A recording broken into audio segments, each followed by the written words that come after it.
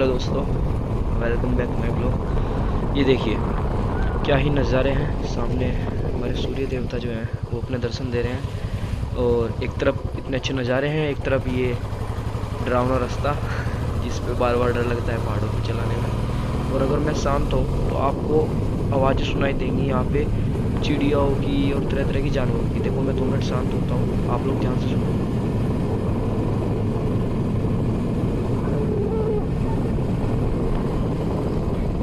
Feel करिए इनको।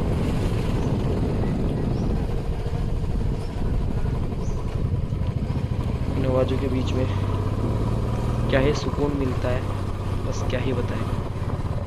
अगली वीडियो में और भी कुछ खास दिखाएंगे। बने रहिए चैनल पे, लाइक शेयर सब्सक्राइब करते रहिए।